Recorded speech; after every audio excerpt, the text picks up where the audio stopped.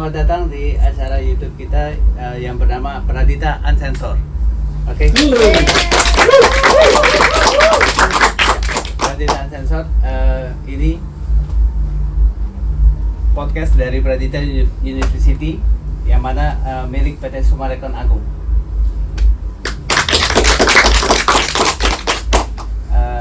Podcast ini dibuat dari Prodi MTI, Magister Teknologi Informasi untuk mata kuliah IT Risk dan Audit. Oke. Untuk dengan dosen kita Pak Jarod Suroso. Yang sekaligus akan jadi narasumber pertama kita. Dan acara ini akan dibuat dalam bentuk series. Jadi siap nantikan untuk yang episode berikutnya juga ya. Acara ini kita bagi dalam 3 segmen. Segmen pertama mengenai dosennya, segmen kedua mengenai mata kuliahnya, dan segmen ketiga kalau ada pertanyaan dari peserta yang hadir online ataupun yang ada di sini. Oke. Kesempatan pertama saya berikan ke acara ini dipandu saya Markus dan teman saya. Marwis. Oke. Pertanyaan pertama dari Bro Marwis, silakan. Pak Jarod, Yap. apa kabar? Baik. Terima kasih sudah hadir di podcast pertama kita nih, Pak. Ya. Ya, saya Wari dan Markus akan menggait beberapa pertanyaan untuk Bapak. Saya pertama ingin bertanya mengenai personal Bapak nih, Pak. Bapak 30 tahun di dunia pendidikan, mengajar, mengabdi untuk negara, dan tiba-tiba saat ini sudah ada di Pradita University nih, Pak. Ya kan? Jadi saya lihat Bapak dari title-nya juga luar biasa. Saya melihatnya Dr. Insinyur Jarod S. Suroso, Master Engineer, ITU, ASEAN Engineer, dan EPEC Engineer. Gitu ya. Saya mau tahu nih, ini bagaimana Bapak bisa sampai seperti ini nih, Pak? Wah, oke. Baik, terima kasih. Assalamualaikum warahmatullahi wabarakatuh. Ya, senang sekali ya hari ini kita ada di podcast Pradita University dengan judulnya adalah Pradita Unsensor. Wah, kita tepuk tangan dulu. Terima kasih kepada Mas Wari dan Mas Markus nih ya sebagai mahasiswa program Magister Teknologi Informasi Pradita University ya. Oke, tadi cerita tentang latar belakang mungkin saya ya. Ya, memang saya lebih dari 30 tahun nih berkecimpung dalam dunia pendidikan ya. Khususnya dalam higher education, dalam pendidikan tinggi ya. Kalau cerita tentang sejarahnya dulu saya mungkin latar belakangnya dulu ya. Latar belakang saya dulu, saya S1 adalah dari Teknik Elektro. Hasanuddin University, PTN, negeri yang ada di sebelah timur Indonesia. Di Hasanuddin itu di Makassar ya, dulu namanya Ujung Pandang. Saya tamat tahun 89 S1. Setelah itu S2-nya saya kebetulan minta oleh timnya Pak Habibie untuk sekolah. Oh, Pak Habibie. Ya. Dulu saya bekerja di BPPT ya, Badan Pengkajian Penerapan Teknologi ya, mendapatkan tugas belajar S2 ke Perancis ya. Saya dulu sekolah S2 di sekolah namanya ESIM ya, École Supérieure d'Ingénieurs de Marseille ya, yang ada di Marseille. Marseille itu kota nomor 2 di Perancis ya, setelah Paris. Ya. Kalau Paris itu di tengah-tengah, Marseille itu di pantai selatan ya, dekat Laut Mediterania. Kota nomor 2 lah di Perancis. Saya mengambil bidangnya adalah kalau bahasa sana itu informatika industrial, informatika industri. Ya. Kebetulan saya dulu punya tugas di BPT sebagai tim sertifikasi pesawat CN235 dan N250. Makanya tugasnya ya kuliahnya tentang itu informatika industri, bagaimana penerapan industri di informatika di industri, khususnya di bidang kedirgantara atau aeronautik. Kalau S3 saya bidang pendidikan dari UNJ Jakarta negeri juga, dan juga dari Aix-Marseille University, AMU. Aix-Marseille University adalah satu kampus juga di Marseille, sama seperti saya S2, cuma beda kampus. Ya, bidang spesialisasi adalah Competitive Intelligence, CI. Ya. Jadi kalau dulu ada namanya AI, bukan dulu, sekarang juga ada ya AI. AI itu apa? Artificial Intelligence. Ada juga BI, Business Intelligence. Nah, saya punya keahlian CI, Competitive Intelligence. Ya, bagaimana menggunakan AI dalam pemenangan kompetitif. Ya, jadi bersaing dengan kompetitor kita. Nah, itu mungkin dari segi latar belakang pendidikan ya. Dan Ya setelah itu ya banyak juga di bidang pendidikan. Saya mungkin mengajar sebagai dosen baik di perguruan tinggi negeri maupun swasta. Ya negeri saya pernah di UI di Depok beberapa kali dan juga di ITB. Ya, kalau di swasta kayaknya hampir banyak sekali perguruan tinggi swasta yang pernah saya masuki sebagai dosen. Dan sekarang saya sudah menjadi dosen tetap di program MTI S2 di Paradita University. Ya. Mungkin demikian latar belakangnya. Iya Prof, pertanyaan kedua mungkin ya. Jadi saya lihat kan tadi saya aja baru tahu AI gitu ya. Ini Prof sudah ada ICI. Oh iya. Dan sekarang ini Prof di Pradita University itu kan fokus di risk management ya. Risk and audit. Iya. Ya, nah kita butuh masukan di advice kira-kira buat mahasiswa Prof ini seperti apa yang harus kita lakukan ke depannya untuk menguasai bidang ilmu ini. Oke. Mata kuliah kita ini di MT adalah mata kuliah ada di semester ke berapa nih? Pertama ya? Pertama. Judulnya IT Risk and Audit. Nah, sesuai dengan namanya ya IT. Jadi IT itu adalah information technology. IT risk artinya resiko. Dan juga audit. Nah, kita harus tahu dulu dengan latar belakangnya. IT artinya ya information technology. Teknologi yang sekarang banyak dipakai di dunia ya. Implementasi ke macam-macam, ke industri, ke pendidikan, semualah. So, kayaknya tidak ada satu bidang pun di dunia yang tidak menggunakan IT ya. Nah, lalu ada kata risk. Di situ risiko. Jadi yang namanya risiko itu adalah sesuatu yang pasti terjadi. Ya, kita tidak bisa menghindari dari risiko. Misalnya ada tsunami datang, kita bisa nggak menghindari tsunami supaya nggak datang? Nggak bisa. Tsunami tetap datang, tapi bagaimana kita menghadapi risiko? Ada istilah namanya bagaimana kita mitigasi risiko. Risikonya ada, tapi dampak negatifnya seminimal mungkin. Nah itu risk management untuk IT risk management itu perlu dilakukan supaya walaupun ada risiko, tapi sekecil mungkin, dampak seminimal mungkin. Nah itu dari kata risk. Mungkin kalau lebih panjangnya IT risk management. Itu ada juga itu ya semester sebelumnya. Saya di Pradita juga mengajar mata kuliah cyber security. Nah, itu belajar tentang risk management IT khususnya. Ada banyak metode yang bisa digunakan. Ya pakai Octave Allegro yang paling lama, bisa pakai COBIT, bisa pakai ITIL, macam-macam. Ya bisa pakai ISO dan lain-lain. Banyak sekali metode yang bisa digunakan untuk melakukan IT risk management. Selanjutnya audit. Apa itu audit? Audit itu pada dasarnya mengecek apakah yang kita lakukan itu sesuai dengan prosedur yang ada. Nah, ya kalau ada itu namanya istilahnya plan what you do and do what you plan. Itu adalah prinsip-prinsip daripada audit. Jadi rencanakan apa yang akan Anda buat, buatlah apa sudah direncanakan. Sepanjang kita membuat apa sudah direncanakan itu bagus. Berarti tidak ada penyimpangan. Tapi kalau ada penyimpangan maka akan ditemukan temuan-temuan. Jadi dengan langkah PDCA biasanya plan, do, check, action, kita bisa melakukan audit dengan baik. Ya, plan-nya apa? Do-nya apa? Habis di do, check apakah sesuai dengan plan. Do-nya sesuai dengan plan. Lalu PDCA, action. Nah, tindak lanjutnya apa? Nah, itulah itu prinsip daripada IT audit. Metodenya banyak ya. Kita bisa pakai audit lewat COBIT, ITL juga ada COBIT-nya. Jadi apapun IT governance-nya, kita bisa lakukan audit dengan menggunakan metode yang ada. Jadi in summary, jadi kita itu pertama kali lakukan auditnya dulu. Setelah itu just in case ada trouble, kita siapin dengan IT risk-nya. Tapi itu semua dipayungi oleh IT governance-nya gitu ya, Prof. Oke. Oke, kebayang. Tapi dari luar itu juga kita lihat ini kan hanya IT, tapi kan juga ada sisi yang lebih besar yaitu company atau enterprise.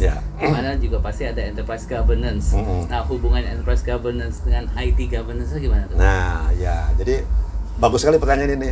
Jadi antara dunia bisnis, dunia enterprise perusahaan nggak boleh berlawanan dengan dunia teknologinya, khususnya teknologi informasi IT-nya. Jadi IT governance, business governance-nya itu harus sejalan dengan IT governance dan juga IT governance harus sejalan dengan enterprise governance. Nah, jadi enterprise atau business governance harus seiring sejalan dengan IT governance. Ya. Kalau enterprise governance-nya melakukan ini, pasti kalau enterprise pasti ujung-ujungnya adalah benefit kan. Jadi bagaimana supaya IT governance bisa meningkatkan benefit perusahaan. Nah, setelah dilakukan IT governance, dibuatlah prosedurnya, baru kita lakukan IT auditing. Jadi antara IT governance, bukan enterprise governance, IT governance, dan IT audit itu harus seiring sejalan. Oke, dibagian juga dengan enterprise auditnya juga ya. Ya. Oke, kebayang. Seru juga ya. Seru juga. Pelajaran. Tangan dulu ya. Masih semangat. Oke. Kayaknya udah waktu kita kasih ke audiens ya. Boleh. Iya kan? Dari sisi Kawan-kawan audiens kita ya. ada yang mau Ayo, nanya? teman-teman.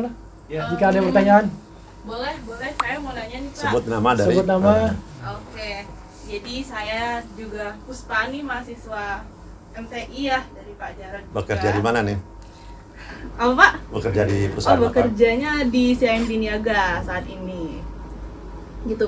Jadi mungkin pertanyaan dari saya itu tadi kan kita membahas tentang pelajaran-pelajaran ya. Nah, tadi kan Bapak juga ada mention nih tentang background Bapak gitu. Jadi ada satu hal yang pengen saya tanya ini, Pak.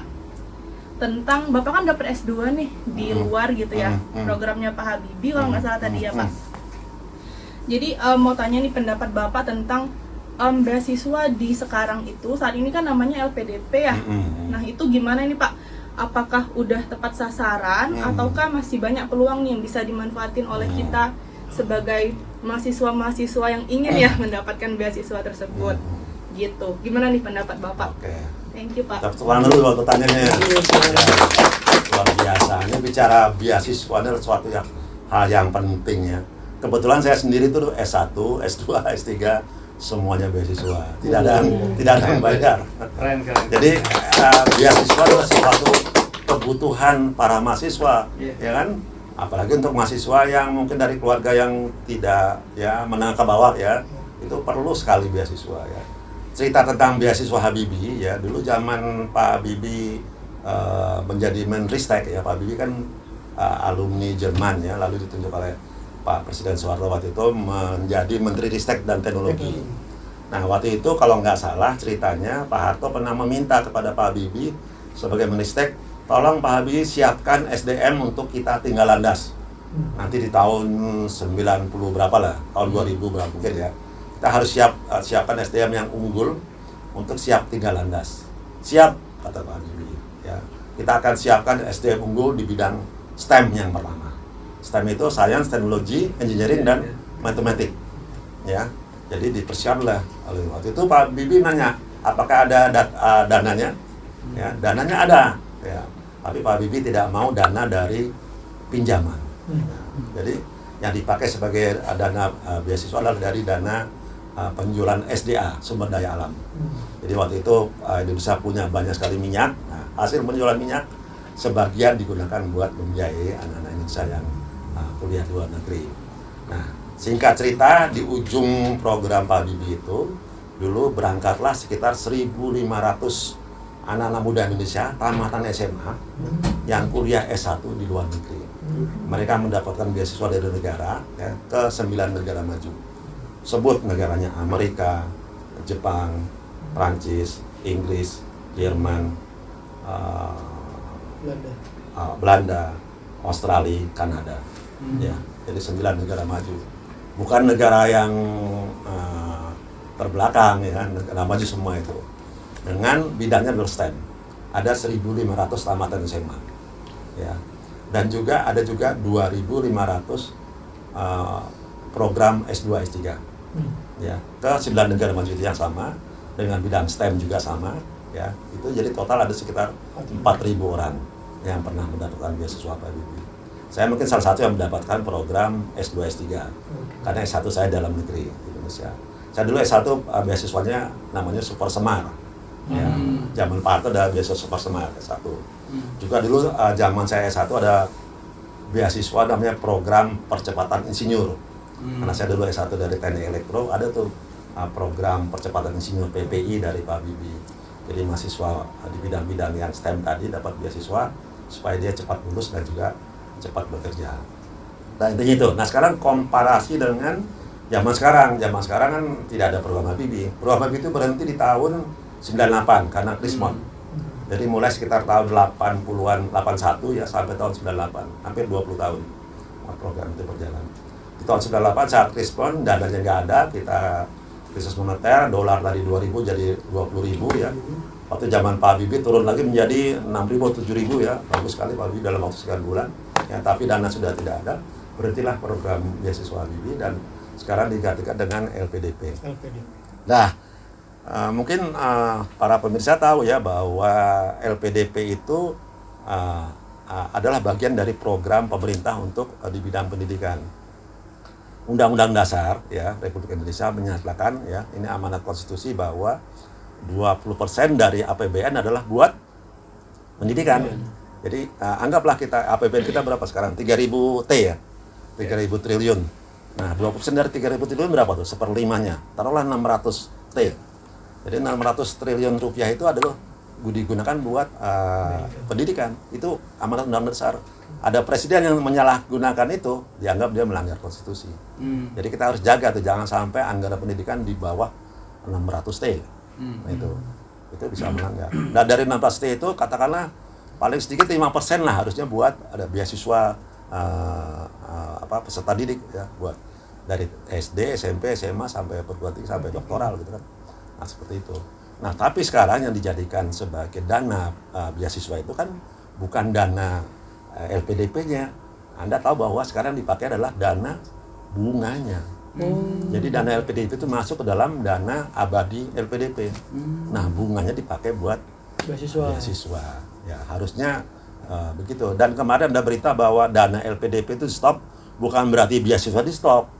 Dana beasiswa dari dana LPDP dari APBN itu di stop karena dianggap sudah banyak, itu nggak dipakai.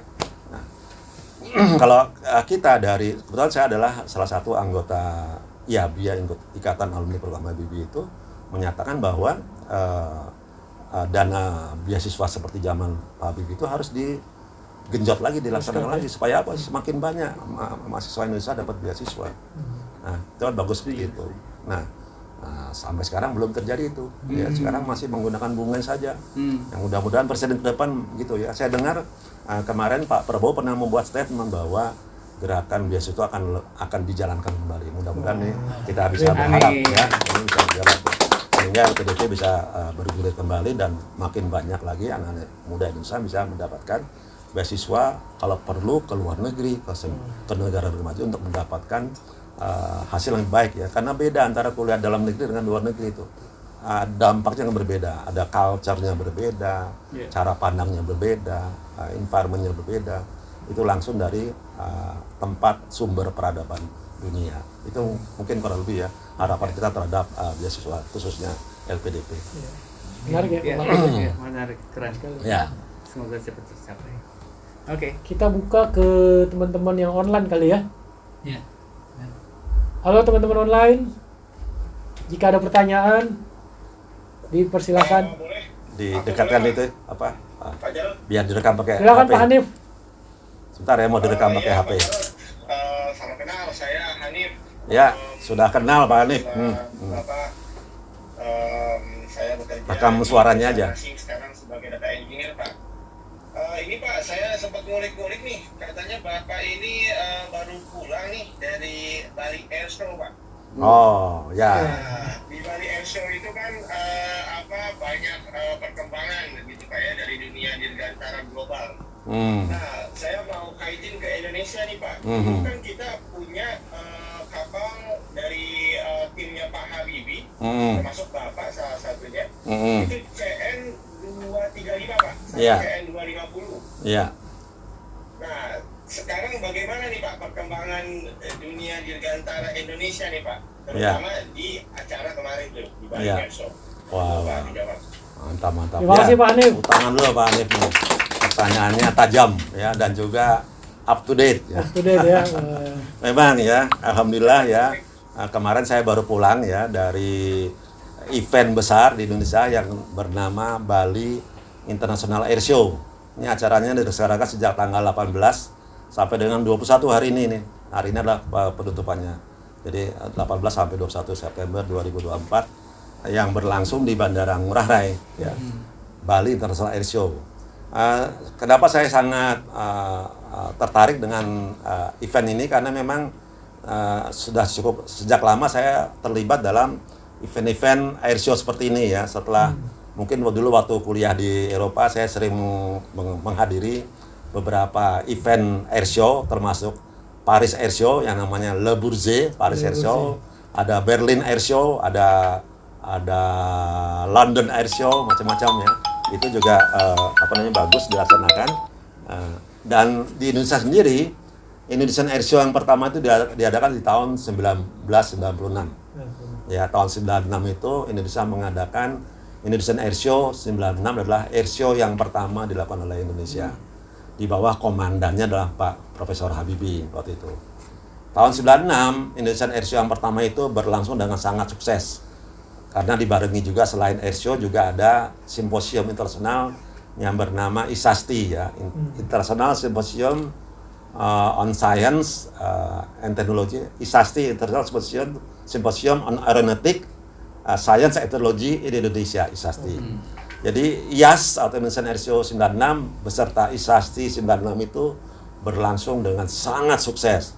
Dihadiri oleh puluhan negara dengan sekian ratus eksibitor ya, itu berlangsung di Bandara Soekarno-Hatta dengan sangat sukses, sehingga waktu itu diagendakan, diperkirakan Indonesia akan cepat menjadi negara maju. Karena waktu itu Indonesia sudah berhasil membuat pesawat sendiri. Ya, ada namanya tadi sudah disebut Pak Hanif ya, CN235. CN235 itu adalah kerjasama antara CASA, N itu Nutanio, IPTN Nutanio itu adalah industri dirgantara Indonesia yang ada di Bandung. Itu membuat CN235. Itu dilanjutkan dengan produksi yang berikutnya lagi N250. Kalau CN235 namanya pesawat Tetuko. Ya, Tetuko itu Gatot Kaca waktu kecil, namanya Tetuko. Lalu dibuat N250 namanya Gatot Kaca. Itu adalah pesawat yang launching tahun 90 berapa ya? Kayaknya sebelum 96, awal atau 95 itu di launching. Saya lupa tahunnya di mana. Waktu itu Pak Harto sebagai presiden itu sangat senang ya melihat Indonesia sudah bisa memproduksi pesawat. Dan juga waktu itu Indonesia sudah punya ada 10 BUMNIS. BUMNIS itu Badan Usaha Milik Negara Industri Strategis. Kita punya pabrik pesawat di Bandung, IPTN. Kita punya pabrik kapal, PT PAL di Surabaya. Kita punya PT Dahana, bikin bom. Kita punya PT Pindad, Industri Angkatan Darat. Kita punya PT LEN. Kita punya PT Inti. Kita punya PT BBI, PT Barata. Wah, banyak sekali ya. Ada 10 BUMNIS itu. Dan itu memang membuat Indonesia menjadi negara maju di bidang teknologi atas komandannya Pak Profesor Habibie yang merupakan Bapak Teknologi Indonesia.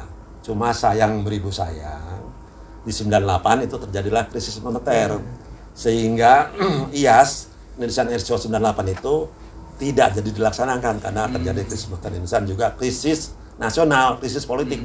Ya, di mana waktu itu Pak Harto lengser, jatuh.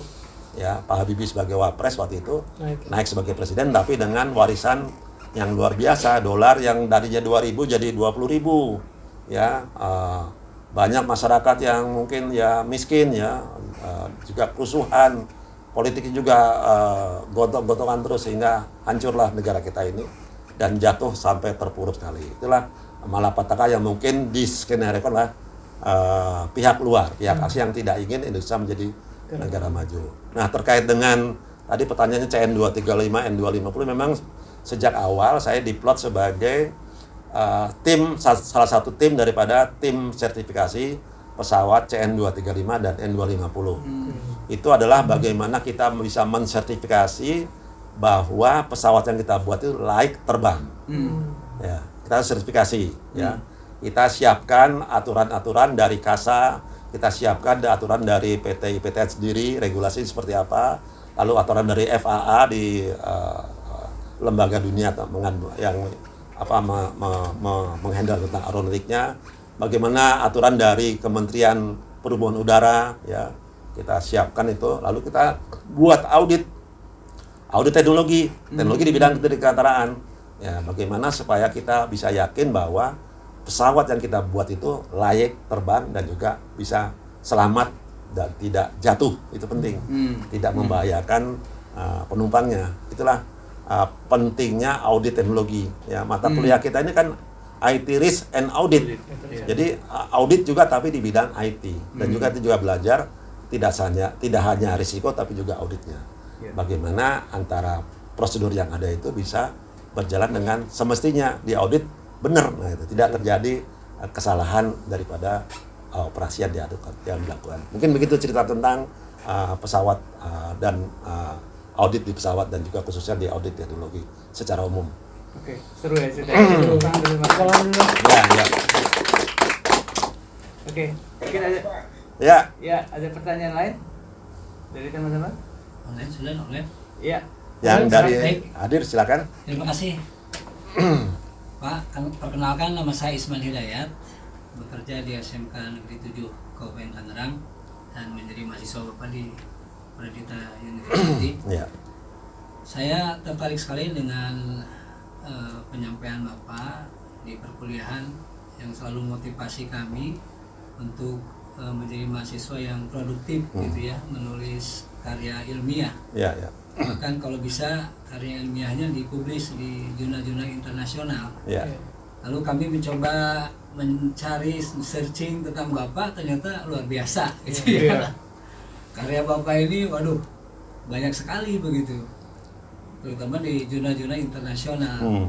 Dan tentunya ini membanggakan kami, dan kami sebagai mahasiswa Bapak ingin mendapatkan masukan atau tips agar kami bisa memiliki kemampuan untuk bisa menulis karya ilmiah yang baik dan benar, dan insya Allah bisa dipublis di jurnal-jurnal internasional. Ya. Itu Pak pertanyaan. Jadi kiat tips and triknya ya, supaya jurnalnya atau publikasinya bagus ya. Iya. Oke. Jadi sebetulnya jurnal atau publikasi itu kan hilir daripada sesuatu yang kita buat sebelumnya.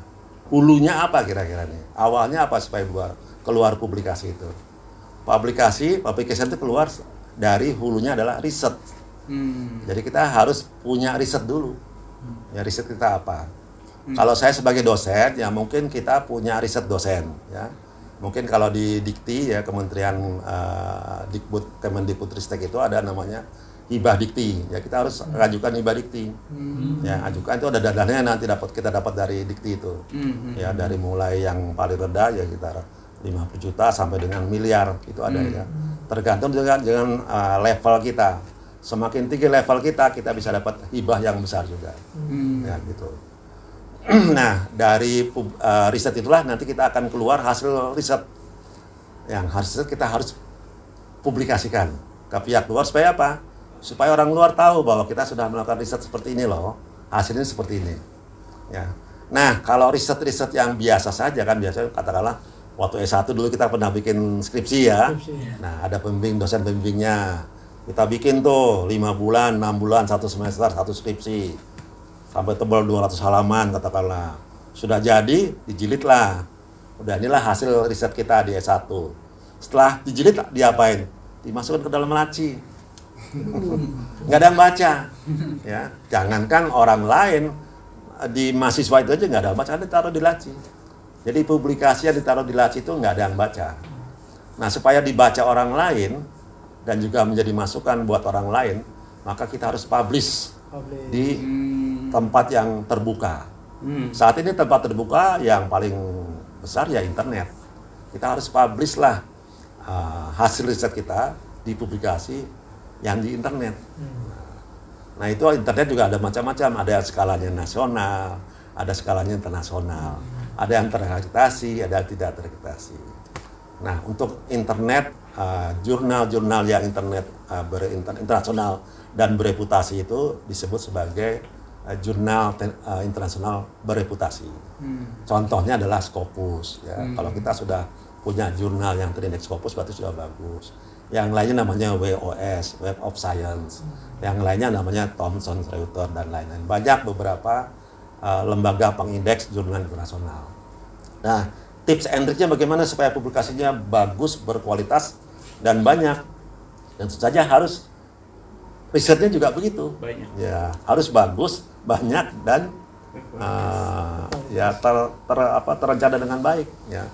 Nah, kalau sebagai dosen, selain dia mempunyai riset sendiri, mungkin dengan dilakukan sendiri ataupun dengan bermitra dengan dosen lain, baik di dalam satu kampus maupun dengan kampus di luarnya, juga dosen bisa bermitra dengan mahasiswa.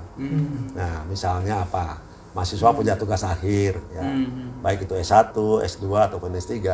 Nah, kita bisa arahkan tugas akhir itu supaya nanti hasil risetnya itu bisa dipublish. Dipublish di tempat yang internasional yang terbuka, katakanlah yang Scopus ya. Nah, kita bimbinglah mahasiswa kita nanti tesis ini kalau bagus seperti ini bisa masuk loh di jurnal yang internasional yang terindeks Scopus gitu. Kita arahkan, nah itulah. Terus kita lakukan ya, maka itu akan membuat jumlah publikasi kita semakin berkualitas. Nah, ciri-ciri hasil berkualitas apa? Selain jumlah tadi ya. Berkualitas itu artinya jurnal kita atau hasil publikasi kita dijadikan sebagai referensi bagi riset-riset orang lain di dunia terutama ya. Misalnya ada satu jurnal saya dijadikan referensi oleh publikasi orang Rusia misalnya, itu akan bagus ya. Maka kita punya satu citation namanya, satu citasi. Lalu ada lagi orang Inggris bikin riset yang sama, lalu menjadikan citasi dari publikasi kita. Ya. Jadi jumlah citasi kita akan semakin banyak, semakin tinggi. Nanti ujungnya namanya H-index. Ya, jadi selain jumlah publikasinya, H-index juga penting.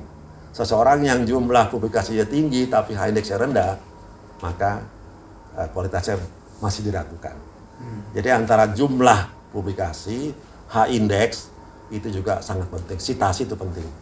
Ya, jadi semakin banyak citasinya, semakin jurnal seseorang itu dijadikan sebagai referensi, maka bisa diasumsikan bahwa dia sudah menjadi expert, pakar yang menjadikan sebagai landasan referensi bagi riset-riset lainnya. Nah itu bagaimana kita menyeimbangkan antara jumlah dan kualitas. Jadi kuantiti dan kuantitas itu quality dan kuantitas harus seimbang. Kuantitasnya banyak tapi kualitasnya juga bagus. Itulah kita harus menyeimbangkan supaya kualitas dan kuantitas itu bagus. Jadi kalau kira-kira kuantitas sudah banyak tapi nggak banyak mensitasi, berarti kita harus introspeksi. Oh, jurnal kita belum terlalu bagus kualitasnya. Kenapa? Karena tidak terupdate dan juga tidak jadikan referensi bagi orang lain. Nah itu, mungkin itulah tips and trick. Bagi mahasiswa, bagaimana supaya juga bisa seperti itu? Tinggal lihat aja dosennya. Oh, dosennya meneliti tentang ini. Wah, nanti dosen ini meneliti tentang ini, lalu dia referensinya apa? Nah, dengan menggunakan alat bantu, sekarang banyak alat bantunya ya. Ada internet, ada scopus.com, ada simagojr.com, kita pakai mendeley.com, ya. Itu semua adalah alat bantu yang bisa membantu kita menambahkan informasi, knowledge tentang hal-hal yang kita teliti sebelumnya. Itu mungkin tips and triknya menjadi peneliti. Oke, ada pertanyaan lagi yang lain? Nggak ada? Cukup? Oke, kalau gitu. Silakan, dari mana? Gimana? Saya rasa cukup ya. Jadi cukup, ya. Pak Jarod, kita sudah melalui beberapa tahapan dan terima kasih Ya. Pak Jarod. By the way, Pak Jarod udah masuk di Pradita Sintanya, Ya. Pradita udah masuk. Jadi Dan nomor 1. Nomor 1. Ya, selamat dulu dong. Oke, sip kalau gitu. Silakan ditutup. Ya, Martis. dengan ini kita tutup sesi ini. Terima kasih semua yang sudah menonton. Semoga ini cukup berguna buat teman-teman dan nantikan untuk time series kedua. Ya, oke, thank you semua. Terima kasih. Ya, terima kasih.